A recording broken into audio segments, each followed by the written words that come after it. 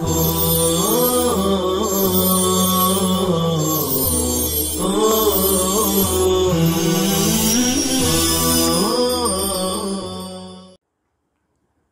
الرحمن الرحیم۔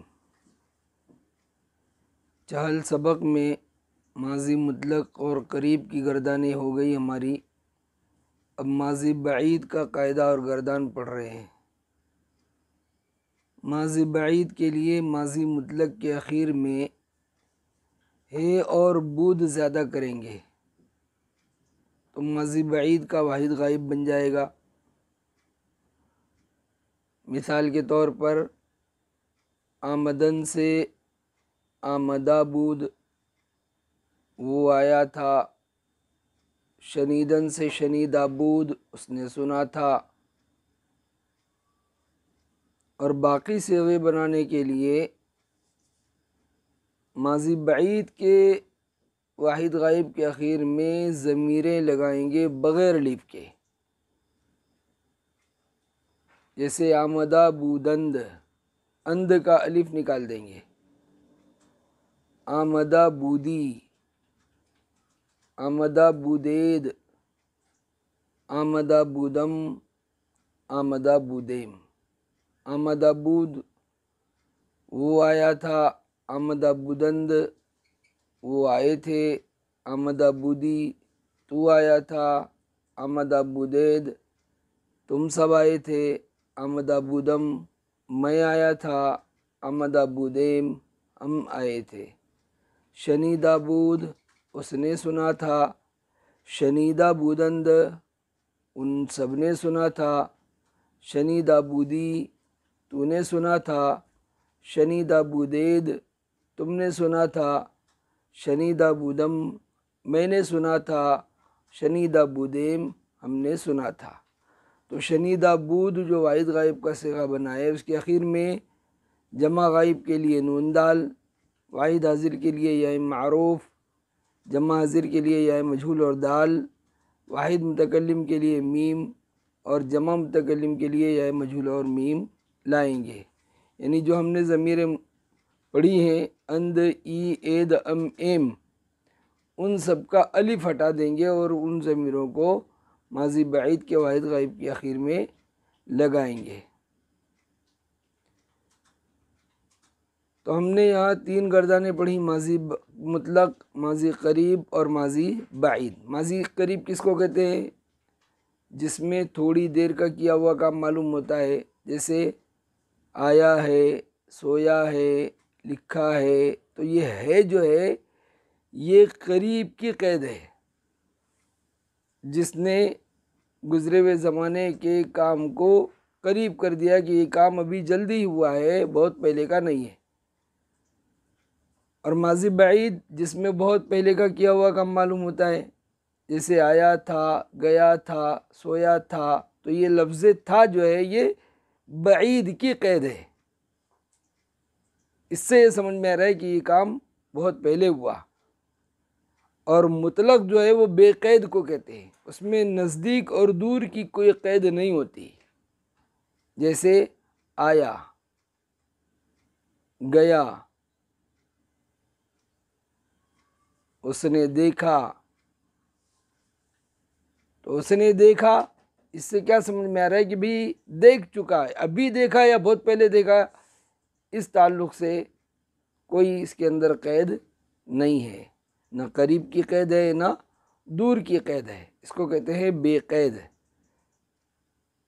تو بے قید کو مطلق کہیں گے۔ تو ماضی مطلق، قریب اور بعید میں یہ فرق رہے گا۔ اخیر بات ان سب کے تعلق سے یہ ہے کہ عربی میں تو مؤنث اور مذکر کے صیغے الگ الگ ہوتے ہیں۔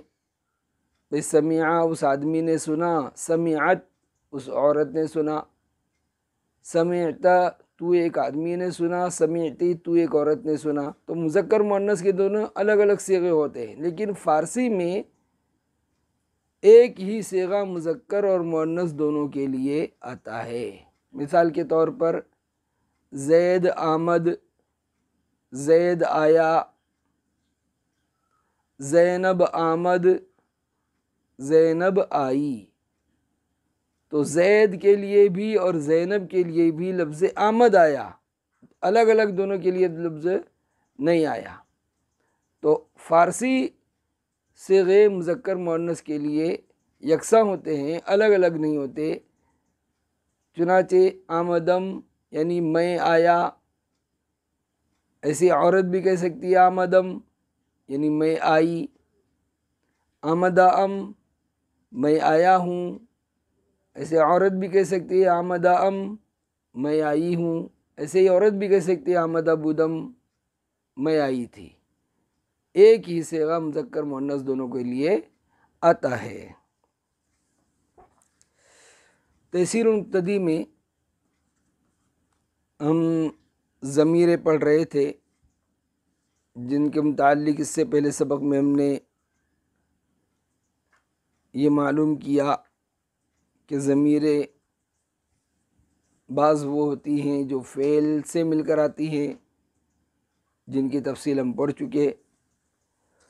بعض وہ ہوتی ہیں جو فعل اور اسم دونوں سے مل کر آتی ہیں، اور بعض وہ ہوتی ہیں جو فعل اور اسم دونوں سے الگ آتی ہیں۔ ابھی ہمیں پڑھنا ہے ان ضمیروں کو جو فعل سے بھی اور اسم سے بھی مل کر آتی ہیں۔ چنانچہ واحد غائب کے لیے ہے شین، جمع غائب کے لیے ہے شاں، اوشاں، واحد حاضر کے لیے ہے تے اور یا معروف، جمع حاضر کے لیے ہے تاں، واحد متکلم کے لیے ہے میم، اور جمع متکلم کے لیے ہے ماں۔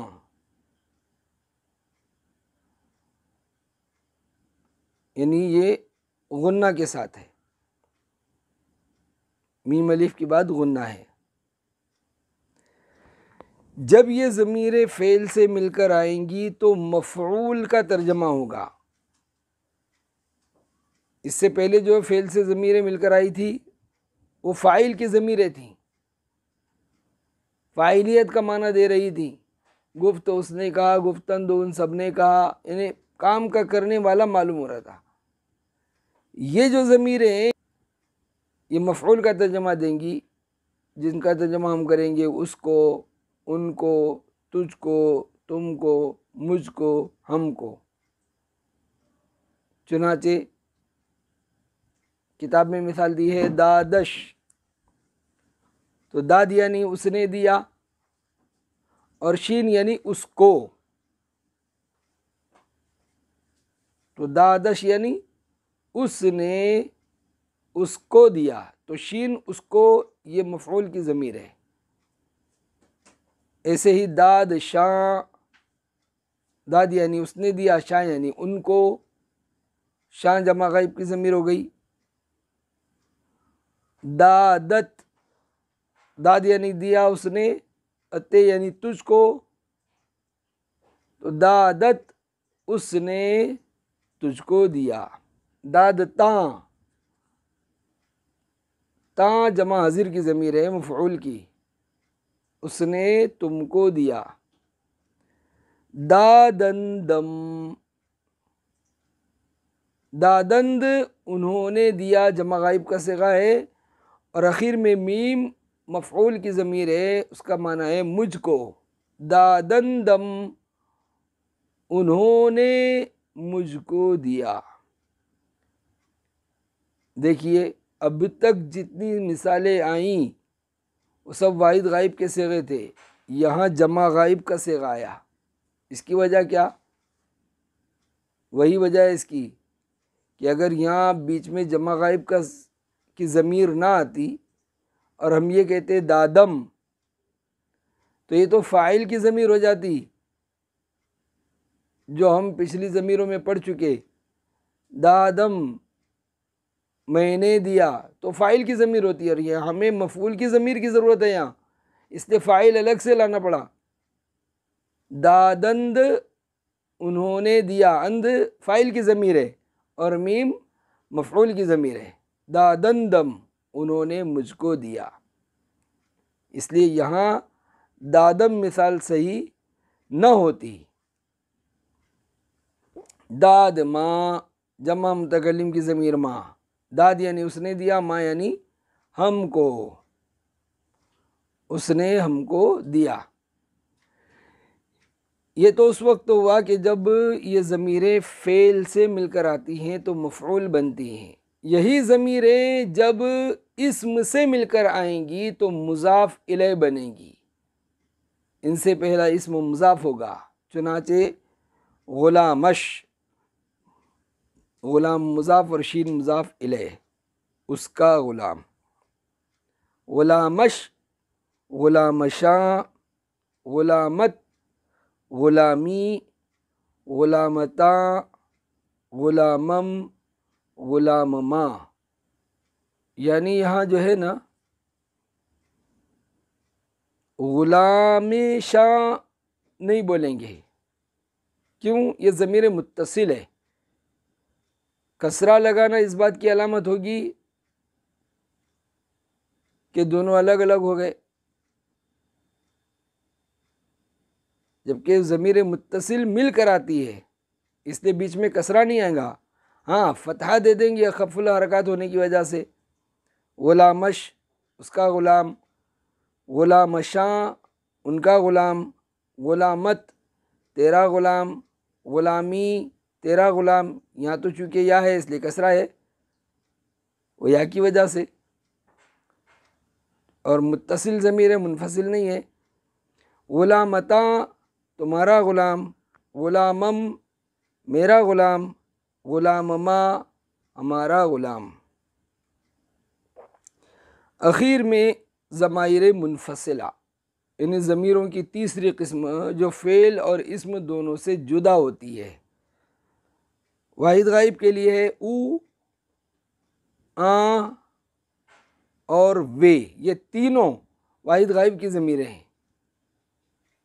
مثال کے طور پر او داد اس نے دیا، او گفت اس نے کہا،